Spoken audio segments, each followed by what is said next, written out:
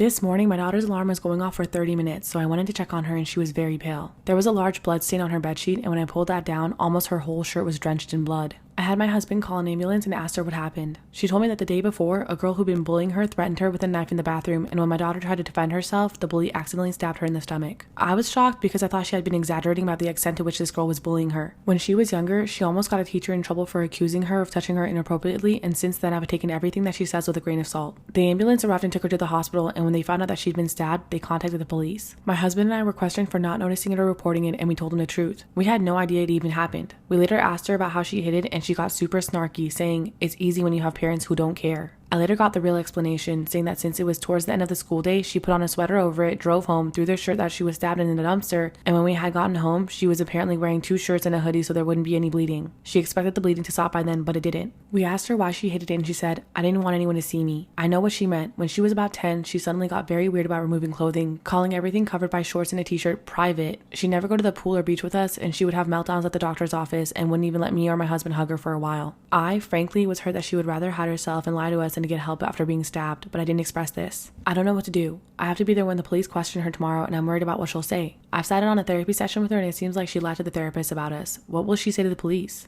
I don't know how to deal with any of this and need some advice. I have a soon-to-be 17-year-old cat that has been with me basically my whole life. She was there for me when nobody else was. When my grandmother died, my dog died, my parents divorced, and when I was raped and got pregnant with triplets. She has been my best friend through all of it. So yesterday I got home to see a child outside of my house, and then I see him pulling on my cat's tail. It wasn't just small pulls either. My cat was screaming at the top of her lungs. I immediately ran over and took the kid by his collar, slapped him, and told him that if he ever comes back, I'll beat him half to death. I know that threat was a bit massive, but my cat means way more to me than some stupid kid who can't treat animals properly. Today, his mother came over threatening to call the cops. Apparently it was child abuse. But something that troubles me is that I'm 18 and I have triplets. I'm a single parent and my children behave way better than that spoiled brat. He's even 1 year older than my children and has no siblings, so he should have been raised better. Basically, his mother made the excuse saying that he's just a child, which is bullshit. Many children can behave properly towards animals, but her child is just the devil, to be honest. I honestly don't think I overreacted because her son is scared to go anywhere close to my house now, and that means my cat is safe from that awful child. However, some of my friends keep saying that it's just a cat and I shouldn't have reacted so harshly. Am I the asshole for slapping and threatening a 6-year-old for pulling my cat's tail?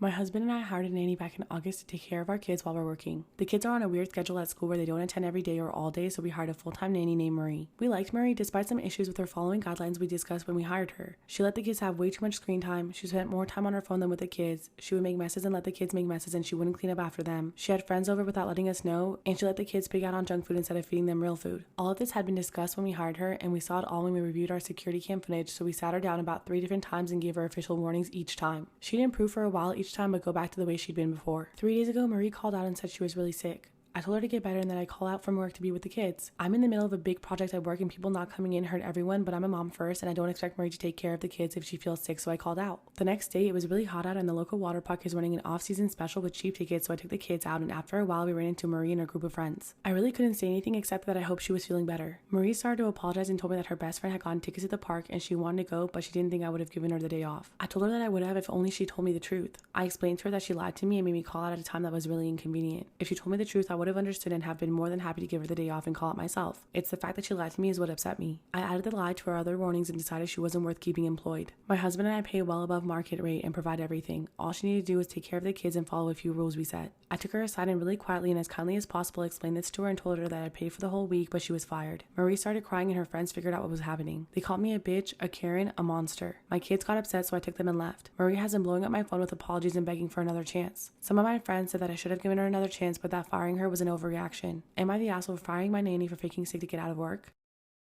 Storytime about this guy who was harassing his ex-girlfriend at the bar I worked at. I work in a sports bar and grill in a reasonably small town. We're a popular hangout for local college kids that's one of the only spots with a full bar and some decent grub. I love this because contrary to popular belief, young people are usually better tippers and just all around more pleasant to their servers than the older crowd. One drawback though is they're certainly more dramatic than the older crowd. With these college kids, it's often either the best thing to spot your friends out and they get loud and excitable, or there's some rift between the groups and they get loud and excitable. For example, we had a college-age couple that came in a bunch almost every weekend. Then they split up. I see the guy from time to time getting loaded with his buddies, but the girl stopped coming in altogether. I figure she only came because he was bringing her here. On Friday, we were having ladies' night and she comes in with a small group of girls. There were maybe 5 altogether. They sat down at a booth and ordered some cheap drinks and kept to themselves. Fast forward like half an hour, this guy and his buddies come in. Without realizing, they take seats at the bar directly adjacent to this girl in her booth. I didn't recognize them as the couple at first, but the guy spotted her and let's just say it became immediately clear who left who. despite what he said. He started in with all these passive-aggressive and loud comments to his pals about how glad he was he dropped that fat bitch who was weighing him down, looking desperately over his shoulder hoping that she'd overhear him. She didn't, or if she did, she ignored him. He kept going with the insults for another moment or two before he got into some derogatory stuff about her breast specifically, and the bartender told him he had to keep it down because he was bothering people. The night went on and all parties involved got more drunk, his a lot more than hers, but she and her friends ignored him. Eventually, they got up to go dance and he quickly follows. I was lingering around, bringing drinks to people and keeping tabs to be sure nothing escalated. This poor girl, he was really tearing into her. The especially psycho thing is he alternated between insulting her and begging her to take him back. You fat ugly bitch, I never wanted to be with you in the first place. I was with all my exes while we were together, and you'll never do better than me, so you should take this chance while you have it. We can start over. I forgive you. From this pathetic guy in the same string of conversation. She kept blowing him off and her friends who were taking notice kept breaking it up and relocating themselves. I was seconds away from having our bouncer spring him, but he seemed to cool off. However, that only lasted until she came to the bar where he followed her, but something amazing happened next.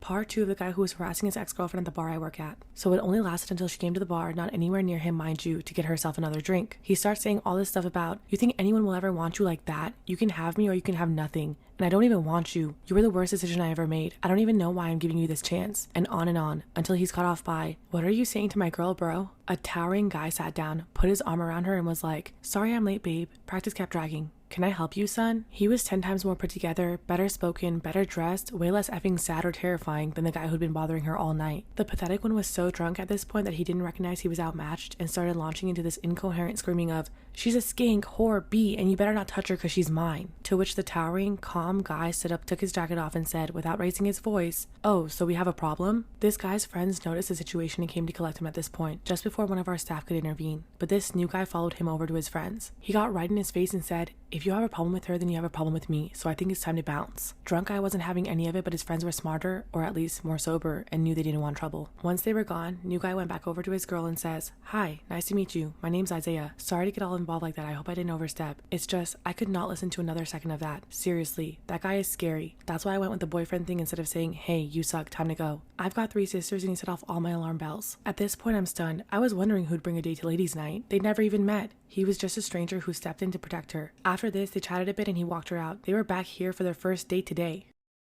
Sometimes when I go to the grocery store and I do a big haul, the cashier will always say something like, ooh, do you have a big barbecue coming up? Are you planning a big party? And I'm like, no, this is just how I take care of myself. This is just how I eat.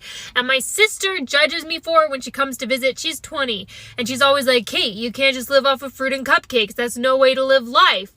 And I'm like, you don't understand. I'm jaded and I'm tired. And when I bend my knees, they sound like a Yule log. And my metabolism feels like the only thing I have left going for me. And I'm only going to have that a few more years. So I'm just clinging to it as hard as I can. But she's always like, no, Kate, you need protein. That's not how she talks. She talks higher. She's always like, no, Kate, you need protein.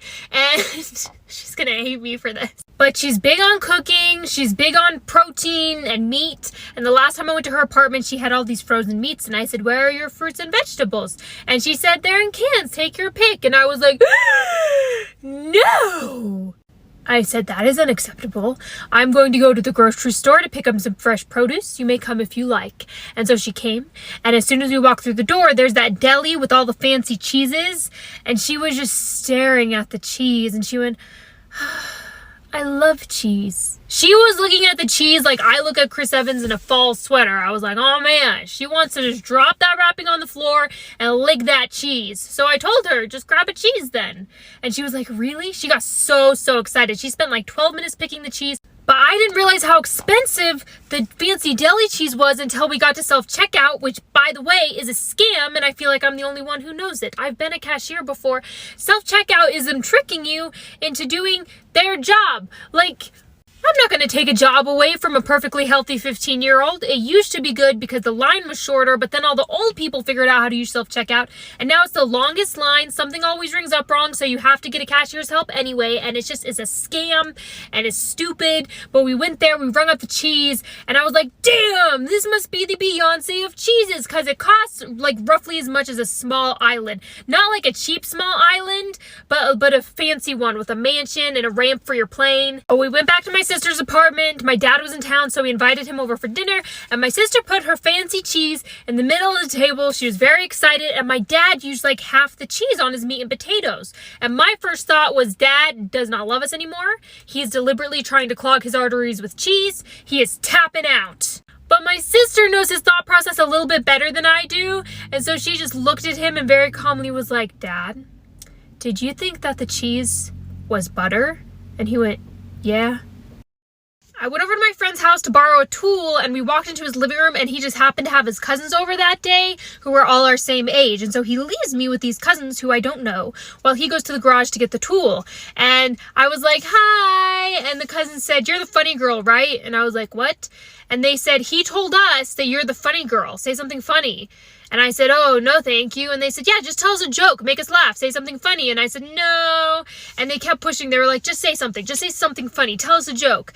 And I said, no, I really can't. And they were like, what do you mean you can't? You don't know any jokes? And I said, well, sometimes in order to be funny, I need to be engaging with really like sharp people. But if I'm hanging out with people who are kind of dull and boring, it's hard for me to be funny, you know?